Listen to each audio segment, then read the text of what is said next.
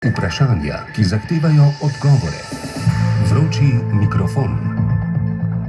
Cene električne energije so v letošnjem letu padle. Na tako nizkih cen, kot smo jih poznali v preteklosti, ne bo več. Zakaj postajamo vse bolj odvisni od uvoza električne energije? Kaj se dogaja s 6. blokom termoelektrarne Šoštanj in koliko bi stal drugi blok nuklearke v Krškem? Kaj bo prinesla elektrifikacija voznega parka in ali bo omrežje zdržalo?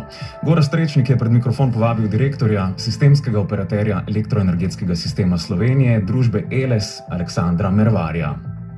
Aleksander Mervar, razmere zaradi energetske krize so pod nadzorom, cene na veleprodajnem trgu so od začetka leta padle, a še vedno so zelo zahtevne. Energetske krize še ni konec. Ja, vaša ugotovitev je povsem pravilna. Res je, da za vse kupce elektrike je razveseljujoče to, da so cene padle za več kot enkrat. So nekje na nivoju cen poleti leta 2021. Zelo pomembno bo, kaj se pričakuje in kako bo se Evropa pripravila na prihajajočo naslednjo zimo, se pravi zimo 2023-2024. In bom rekel, tukaj bomo videli, ali znajo cene zanihati navzgor. Sam ocenjujem, da takih cen, kot smo jih imeli lani v jeseni, pa nekje lahko celo rečem, do začetka decembra ne bo več, to je moja cena. Ravno pa tako ne bo več toliko nizkih cen, ki so bile pa za časa predkoronskega obdobja, ker v času korone so bile pa cene pa ekstremno nizke, pa tudi niso bile realne.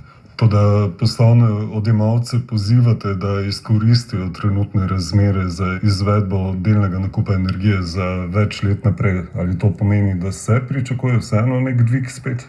Poglejte, moj nasvet, ravno par tednov nazaj sem bil gost kluba nagrajencev pri Gospodarski zbornici Slovenije, dobil sem zelo podobno vprašanje, ki ste mi ga vi postavili. Jaz sem tako svetoval, vsak mora pri sebi pogledati, do katere cene zdrži njegovo poslovanje, se pravi, da posluje, da je likviden, da ima nek dobiček, in če ugotovi, da je trenutna cena, se pravi futuresi za leto 2024, 2025, 2026, da so za njega vzdržni, potem naj kupi elektriko. Seveda pri tem mora odmisliti situacijo, ki bi cene v prihodnje padle in bi on lahko realiziral dodatni dobiček.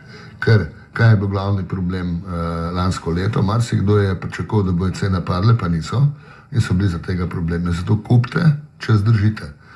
Povem pa, in upam se tu napovedati, še enkrat, cen taka, ki so bile, ne bo več.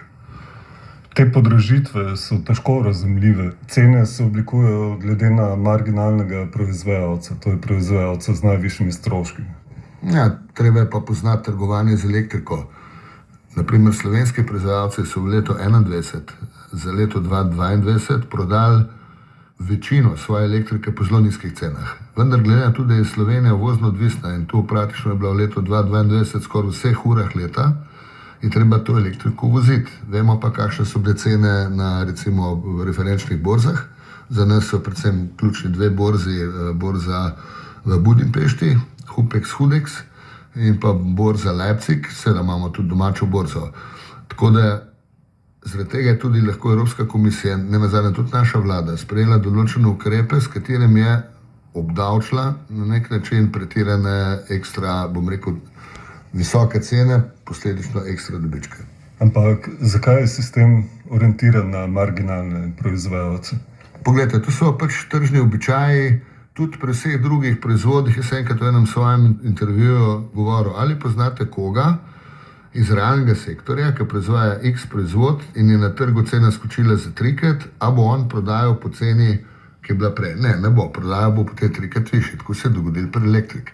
In zmeraj je pri elektriki marginalna proizvodnja je tista, ki diktira cene. Seveda, kontraukrep so redukcije, zmanjšanje porabe, in na ta način lahko izločiš te najdražje, potem gre tu za eno stopnico nižje, pa druge najdražje so recimo predvsem premogovne lignitne termoelektrarne za stroške CO2 kuponov. Kolikšen delež teh podražitev, ki smo jim priča, lahko pripišemo plinu in koliko zelenemu prehodu in tudi podražitvam kuponov? Moramo se ozreti malo bolj v preteklost. Spomnimo se koronskega obdobja, nekje poleti leta 2021 je vse skupaj popustili, ukrepi za obvladovanje korone so se, bom rekel, ali razrahljali ali pa so bili odpravljeni.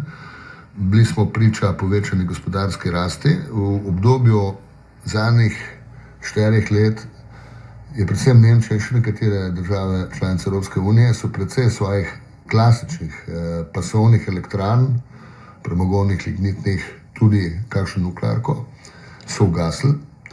Francija kot največja proizvajalka električne energije iz jedrskega goriva ima še danes hude probleme glede odsevanja na svojih nuklearnih jedrskih elektrarnah. Tudi ona jih je imela čez 30 izven pogona. Bil je obdobje relativno šibkega vetra in kaj se je naredil? Septembra, oktobra se je kar naenkrat pojavilo povpraševanje po dodatnih količinah elektrike in če se je hotel to povpraševanje pokriti, je bilo treba zagnati nespeče plinske elektrarne. Bili smo priča povečanega povpraševanja po plinu, povečanega povpraševanja po CO2 kuponih in vse skupaj je, bom rekel, porinil cene navzgor. Se pravi, preveč ambiciozna pretekla politika na področju možnega hitrega prehoda izključno obnovljive zelene vire. Ampak ambiciozni smo še vedno. Evropa je prepovedala vozila z motorjem z notranjim izgorevanjem do leta 2035. Koliko bo to povišalo porabo električne energije? Poglejte, to je tako oddaljeno, da mislim, da čisto natančnih izračunov nima nihče, tudi v Sloveniji jih nimamo. To pomeni, bom rekel, totalno drugo filozofijo, precej spremenjena konfiguracija distribucijskega omrežja. Poglejmo si recimo velika stanovanjska naselja, tudi v Ljubljani, naprimer Bežigrad, si predstavljate, da bi si polnili na elektriko. Ne vem, kje bi to polnili. Se pravi, prav je, da so ambiciozni cilji, vendar moramo biti tu zmeraj realni, da se ne zaplezamo v neko smer, iz katere se bomo težko rešili. Omrežje bi zdržalo takšno obremenitev? Prenosno omrežje ni problem. Večji napori bodo pri vlaganjih v distribucijsko omrežje. Vemo tudi, da je zadnji 10-letni razvojni načrt vseh 5 elektrodistribucij za obdobje 2023-2032 težak preko 3 milijarde evrov. Je pa res, da pri množični elektrifikaciji prometa ne smemo pozabiti ene stvari. Zelo v roko z roki grejo z recimo množično implementacijo sončnih elektrarn in naprimer predvsem tam, kodar čez dan delamo, se pravi pri firmah, ker smo zaposleni, bi mogli biti množične polnilnice za električna vozila. Zakaj? Čez dan, ki je proizvodna elektrike sončnih, polnimo baterije v avtomobilih, zvečer, ko pridemo domov, lahko do neke kapacitete, polne baterije, ki imamo v avtu, vračamo to elektriko nazaj v omrežje in s tem v bistvu ublažimo problem nočnega časa, kjer ni proizvodne elektrike sončnih elektrarn. Tako da je, bom rekel, predvsem pametno omrežje, v tistem širokem pomenu besede so rešitev. Ne, ker govorim o novi konfiguraciji distribucijskega omrežja, tukaj jaz ne mislim predvsem na fiziko, se pravi na nove kable, daljnovode in tako naprej. Mislim predvsem na razne IT rešitve, platforme in tako naprej. Na nekaterih območjih že zdaj omrežje ne zmore vsega. V določenih urah so v sistemu zamaški. Slovenija nima problema čezmejnih, se pravi ELES nima problema čezmejnih prenosnih kapacitet. Problema je naši sosedi, predvsem Avstrijci nekje od Dunaja proti Gracu in pa pol v Slovenijo in pa bom rekel Italijani na tej severni italijanski meji, ker mejimo še mi, Avstrijci, Švicarji in Francozi, to je večji problem. Slovenija je pač tu zgradila, tudi z daljnovodom, ki smo ga odprli lani novembra, cirko Cepince smo tukaj še povečali kot primer.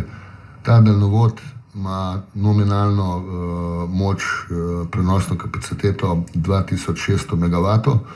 To recimo na hitro čez računama, to so slabe 4 zdajšnje nuklearke v Krškem. Da imamo občutek, kakšna moč je to.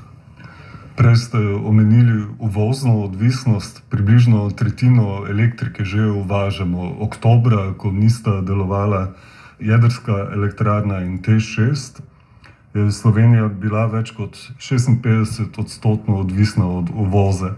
Se pravi, sistem je zelo robusten. Ja, pogledajte, bom rekel, predlog ministru je bil moj. Mi smo se takrat pripravljali na najbolj črn scenarij zimskih mesecev.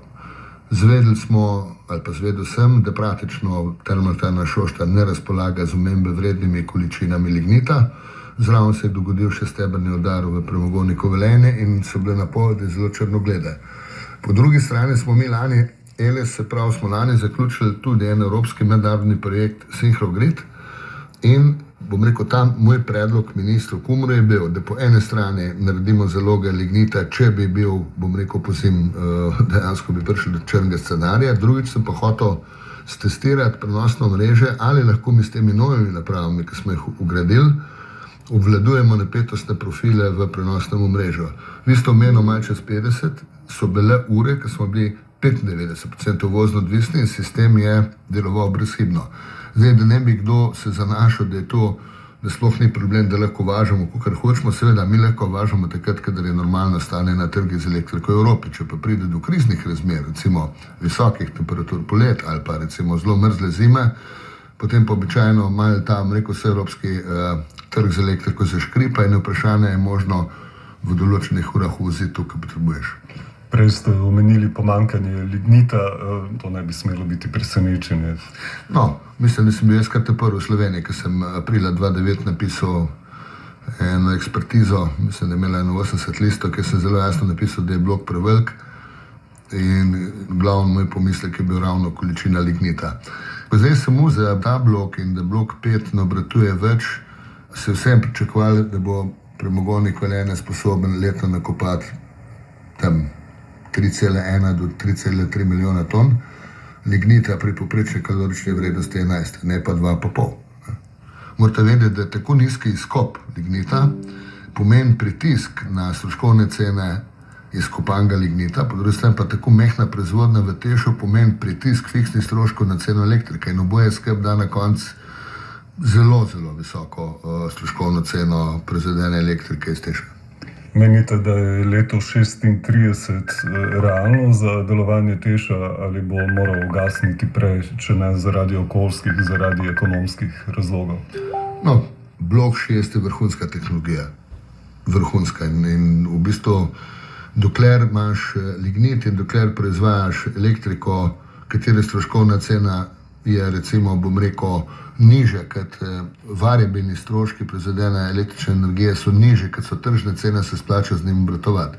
Jaz mislim, da se šaleški energetiki piše slabo predvsem zaradi ekonomike, to je prvič še najmanj zaradi tehnologije in pa če bojo napovedi šle v smeri, da bo dejansko obseg lignita padel, si ne delimo utvar, da je možno ta izpad nadomestiti z uvoženim energentom, ker ta uvožen energent je vedno dražji, kot je pa, bom rekel, lignit iz premogovnika Velenje, pa še narodno gospodarsko nima nobenega učinka, ker dokler mi kopljamo lignit v premogovniku Velenje, imajo, bom rekel, slovenski državljani plače, in vse to vpliva potem na agregatno povpraševanje v naši državi, če pa mi premog uvažamo, je pa 1 za 1. Tako da mislim, da je 2036, jaz bi bil vesel, da bi lahko recimo obratoval blok 6 do pričetka obratovanja drugega bloka v Neku, če bomo se za njega odločili, ampak se pa bojim, da bo 2036 zelo, zelo optimističen datum. Nek naj bi začel delovati leta 37, če bi do njega prišlo, če bi se zanj odločili. Ja, tudi mi, ki smo ena ekspertna skupina, ki smo od decembra 2021 pa do aprila 2022 pripravljali neke smernice do leta 2050, smo ocenjevali, da je letnica 2032, ki se je govorili, da lahko prične obratovati blok 2, nerealna.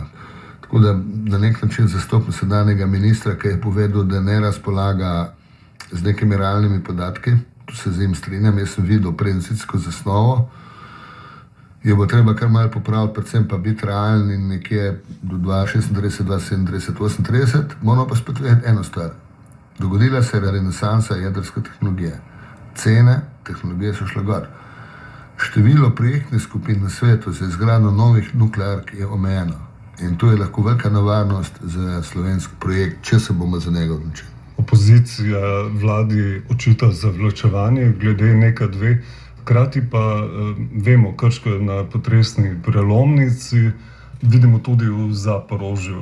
Nuklearke so prva tarča v spopadih, živimo v času globalnih konfliktov. Je z tega stališča smiselno iti v gradnjo drugega bloka nuklearke? Obstajajo sploh alternative glede na to, da T6, ki proizvede tretjino slovenske elektrike, ne bo več deloval?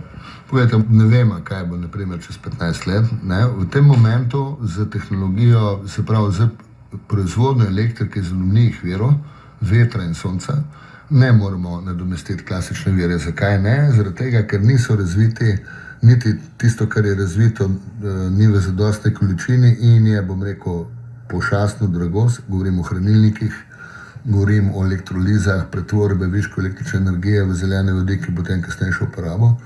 Se pravi, rabimo pasovne vire. Alternativa drugemu bloku NEK sigurno v enem dobu je samo povečan uvoz. Slovenija, plina lastnega nimamo, se pravi, ga uvažamo. S premogom smo bolj kot ne, bom rekel, v zadnjih letih vzdihljali. Hidro smo praktično tisto, kar je vodnato in bomo videli, kaj bo na srednji Savi, pa tudi če postavimo na srednji Savi vse hidroelektrarne, je to 1 teravatna ura, mogoče 1,2 teravatne ure. Blok, recimo Teš je v dobrih časih proizvajal 4 teravatne ure, tako malo za primerjavo. Nov blok v Krškem bi proizvedel 8 teravatnih ur. Težko, mislim, prvič smo Slovenci v težki situaciji zaradi zadostnosti proizvodnih virov. In predvsem iz geopolitičnega aspekta je treba ocenjevati, kaj si lahko privoščimo. Si lahko privoščimo zamaknitev nuklearke v prihodnost in na drugi strani povečevati uvozno odvisnost. Ali moramo iti, bom rekel, po poti, da skušamo tudi z rezervnimi viri, kot jih imamo naprimer v Brestanci, pa dve enoti tudi v Tešu, 2 zelo stari, skoraj že več neuporabni, sta tudi na lokaciji bivše TET, ali gremo potem v smer samozadostnosti. Seveda, treba pa še eno stvar vedeti, bolj, ker si samozadosten, dražji je sistem. Če ni defektov na vseevropskem trgu z elektriko, kot je bil lani, ki so cene pogorile. Imamo dovolj sredstev za drugi blok? Je prvi blok prihranil toliko, je prinesel toliko, da je investicija v drugi blok vzdržna? Koliko se zdaj ocenjuje, koliko milijard bi po trenutnih ocenah stal drugi blok? Seveda, tega skupina GEN nima. Tisto, kar je bilo v preteklosti predvsem prizadene elektrike, treba vedeti, da imamo samo polovico, da polovico imajo od tega partnerji, se pravi hrvaški HEP. In recimo GEN lahko, bom rekel, sfinancira vse do, bom rekel, pričetka gradnje. Medtem, ker sam nakup tehnologije, njegova gradnja, to bojo izključno, bom rekel, v bančni viri, mogoče tudi kakšni viri kazga partnerja v tem projektu. Jaz mislim, da bomo, če bomo delali drugi blok, da ga ne bomo sami, tudi da razpršimo malo tveganja. To je zgodba, ki še čisto odprta. Dokler nimaš ti realnega projekta, dokler ga nimaš sprejete investicijske odločitve, tudi banke pravih podatkov ne bojo dale o tem, ali so pripravljene po kakšne cene, s kakšno ročnostjo. Kar se pa cene tiče, to je pa, poslušaš izjemne optimiste, ki govorijo o 5 milijardah, poslušaš izjemne pesimiste, ki govorijo o 10 milijardah, tukaj se sučimo od 5 do 10 milijard. Moja cena je med 8 in 9. Vi polagate upe v elektrifikacijo voznega parka, glede na to, da bo ta elektrika lahko tudi s termoelektrarn? Ne, tako rekel, jaz, če bo Državni zbor sprejel zakon o alternativnih gorivih v prometu, bo ELS-u naložena nova gospodarska javna služba. Se pravi, mi bomo skrbeli za pravilno namestitev vseh hitrih, ultrahitrih polnilnic z moči 300 kV in več. In se tu še kar pripravimo nekaj let, dosti smo še tukaj že z Darsom, imamo tudi pisano pismo namere. Tako da osebno verjamem v to elektrifikacijo. Bo pa treba imeti potrpljenje in ne biti zaletal. Kaj pa cena električne energije za končnega uporabnika, kaj se bo dogajalo z njo? To je še, bom rekel, odprta tema. Bolj, ko bomo vlagali v prenovo, predvsem distribucijskega omrežja, pa zraven še inflacijski vplivi, pa še kaj bi lahko naštel, pa kakšne nove naloge, treba pač vedeti, da bo pritisk na dvig tarif za uporabo predvsem distribucijskega, pa tudi prenosnega omrežja visok. Brez teh virov, kljub načrtovani zadolžitvi, te preobrazbe elektroenergetskih omrežij v Sloveniji ne bo možno narediti. Zdaj, če ločimo ceno elektrike od ceno končne elektrike, kot da so vsi davki, prispevki in tako naprej, ne more biti nižji cen, kot so. Koliko višji bi pa karkoli bi rekel, bi mogoče preveč črnogled. Izračuni se bojo zdaj nekje do junija bojo narejen. Agencija sprejema akt, ste ga prej omenil, zdaj ga je sprejela samo za 1 let, zdaj pripravlja se nov akt, ki bi začel veljati s 1.1.2024 in naj bi bil 5 let v veljavi, bomo videli, kaj se bo sedaj. Treba je pa vedeti, da je šla oprema, se pravi elemente za izgradnjo elektroenergetskih omrežij, blazno gor. To ne, da si je 20%, to je 50%. To je en hud problem. Vemo, kakšna je bila lani inflacija, tudi v elektroenergetiki, ne glede na višino, so sindikalni pritiski po povečanju plače, vse to vpliva na stroške. Ne? In če imaš ti, bom rekel, vero, mrežnino, se pač ta storitev plačuje. Aleksander Mervar, treba bo spremljati. Najlepše hvala za ta pogovor. Hvala tudi za vprašanje. Vroči mikrofon. Z direktorjem družbe ELES Aleksandrom Mervarjem se je pogovarjal Gorazd Trečnik.